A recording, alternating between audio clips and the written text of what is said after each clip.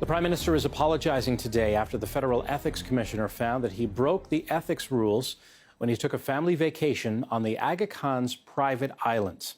In her ruling, Commissioner Mary Dawson says Trudeau should not have accepted the trip because the Aga Khan Foundation is a registered lobbyist. Dawson also says he should not have accepted the use of a chartered helicopter arranged by the Aga Khan. Trudeau says that in the future, he'll work with Dawson more carefully when planning his personal vacations. We continue to work with the Ethics Commissioner. We're pleased with the work that they've done. Obviously, I accept the full conclusions, and I think as we move forward, obviously my office and I will be behaving in a more proactive way on personal vacations. Political analyst Michael Gagan joins us now in Victoria, BC. Michael, I'm sure you could hear the opposition high-fiving each other all the way in Victoria. Oh, absolutely. This will be tremendous fodder for the opposition parties in going after Justin Trudeau. Obviously, the fact that the Ethics Commissioner has said that what he did was wrong gives them a lot to work with. Considering that this is the first time ever for a Prime Minister to be found in contravention of these rules, I mean, what do you make of the potential damage to the Prime Minister and his government?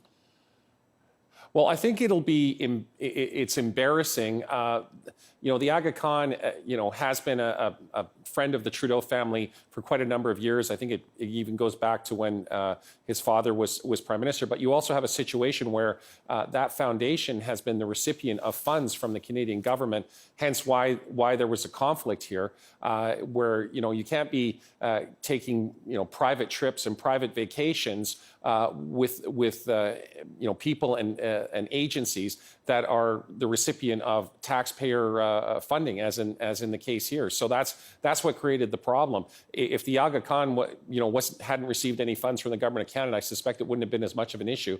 But the fact that this has happened, it means that everyone in the Trudeau government has to be on their best behavior, because you've had both the Prime Minister and the Minister of Finance in some difficult situations, and they can't afford to have many more of these before the next federal election. As you mentioned, the Prime Minister in his comments in the foyer said, listen, the Aga Khan has been a family friend for a very long time, and he said that he's going to work with the Ethics Commissioner a lot more closely. What do you make of what he's spelling out there?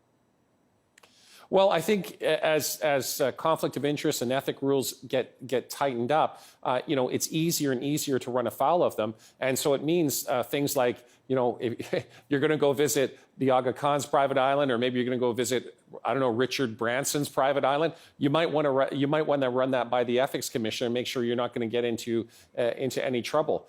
So it is a situation where one has to be very careful about what you're doing. And, once you're an elected official, your private life isn't so private anymore. From a strategic point of view, I mean, are you sensing a theme here? The opposition was very aggressive on Bill Morneau. Now they have this. I mean, do they have a theme that they can run with for weeks or even months?